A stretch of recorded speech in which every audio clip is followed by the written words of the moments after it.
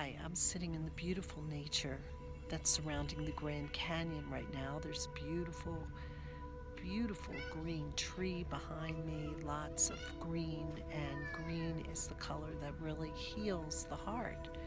And the heart chakra is a energy center that's surrounded in the heart area, and the color green is incredibly soothing. It's a wonderful color. I would suggest as a tip that you surround yourself with the color green to help heal your heart too. So I will have more tips to give you. Just stay tuned.